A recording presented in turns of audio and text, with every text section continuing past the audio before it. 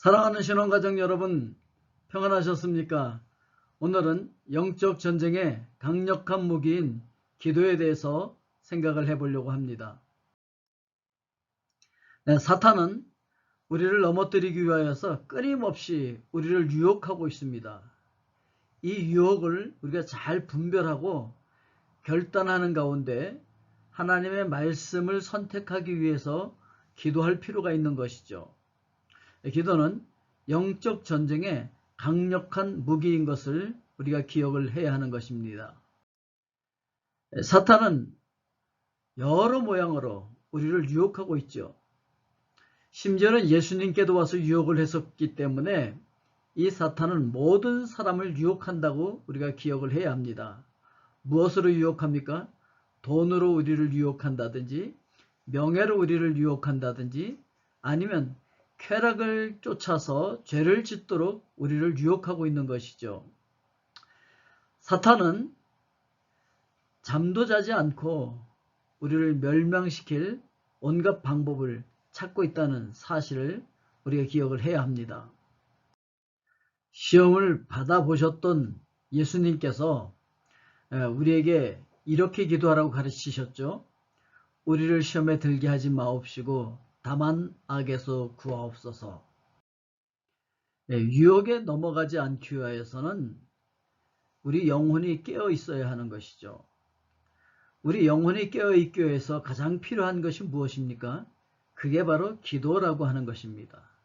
그래서 기도하는 영혼은 깨어 있는 영혼이다, 이렇게 이야기할 수가 있습니다. 그래서 예수님께서 제자들과 함께 기도하러 산 위에 올라가셔서 제자들에게 이렇게 말씀하셨죠. 시험에 들지 않게 깨어 기도하라. 마음에는 원이로되 육신이 약하도다, 이렇게 말씀을 하셨는데, 여러분 연약한 육신을 이기시고 여러분들이 영혼을 깨우기 위해서 기도하실 수 있기를 주님의 이름으로 축복드립니다. 에스겔 선지자를 통하여서 이렇게 말씀하시죠. 내가 너를 이스라엘 족속의 파수꾼으로 세웠으니 너는 내 입의 말을 듣고 나를 대신하여 그들을 깨우치라 말씀하셨는데, 기도는 바로 파수꾼 역할을 하는 것입니다. 전쟁에서 적군이 쳐들어오는 것을 막루에서 제일 먼저 보고 알리는 사람이 파수꾼인 것이죠. 기도는 영적인 적이 침투하는 것을 빨리 감지하고 그리고 거기에 대해서 올바로 대처하기 위하여서 기도가 필요한 것이죠. 그러니까 기도가 없이는 영혼이 잠들게 되어지고, 영혼이 잠들게 되어지면 적의 침투에 다윗처럼 무너지게 되는 것이죠. 그러나 다니엘은 그 유혹을 이길 수 있었죠. 왜요? 하루에 3번씩 꼬박꼬박 기도했었기 때문에 그런 결과를 가져올 수가 있었던 것이죠. 영혼을 거룩하게 세우는 데는 굉장히 오랜 시간이 걸립니다. 그리고 굉장히 어려워요. 자, 그러나 영적인 사람들이라 할지라도 이 돈이라든지 이성이라든지 권력 때문에 한순간에 무너지는 것을 우리는 참 많이 보아왔습니다. 유혹은 은밀하여서 분별하기가 어렵죠. 유혹은 연결되어져 있는 인간관계를 통해서 아주 은밀하게 우리에게 들어오거든요. 그리고 또 우리의 연약함을 타고 이 유혹이 들어오게 되어지는 것이죠. 하나님께서 우리를 유혹하시는 것이 아니죠. 야고보서 1장 14절에 보니까 오직 각 사람이 시험을 받는 것은 자기 욕심에 끌려 미혹된다라고 말씀하고 있습니다. 악한 영이 우리를 유혹할 때 뿔난 모습, 완전히 도깨비 같은 모습, 흉악한 모습으로 우리에게 다가오지 않는다는 사실을 우리가 기억해야 되죠. 정말 그럴듯한, 정말 예쁜 모습, 너무나 멋진 모습으로, 너무나 젠틀한 모습으로 우리에게 다가올 수 있습니다. 자, 그래서 성경은 우리 육신의 정욕이나 우리 눈으로 보는 안목의 정욕이나 또 자랑하고 싶은 이생의 자랑을 타고 아주 은밀하게, 아주 그럴듯하게 우리에게 다가오는 것이죠. 그렇게 우리 안에 침투하기 때문에 우리가 미처 눈치채지 못하는 것이죠. 왜냐하면 아주 조금씩 우리에게 은밀히 침투해오고 있거든요. 그렇게 욕심을 타고 들어온 유혹이 우리를 죄로 유인하게 되는 것이죠.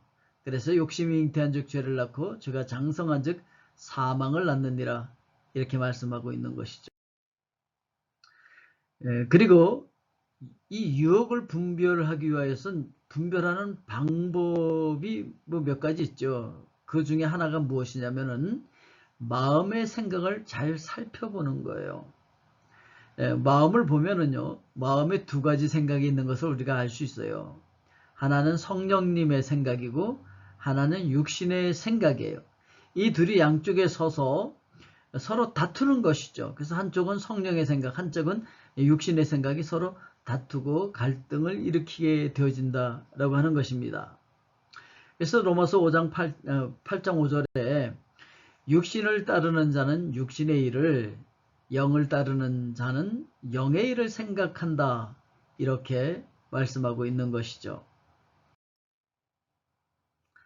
성령에 의한 생각을 선택하게 되어지면 생명과 평안을 얻게 되어지는 것이고, 육신의 생각을 선택하면 죄를 짓고 사망을 경험하게 되어지는 것이죠.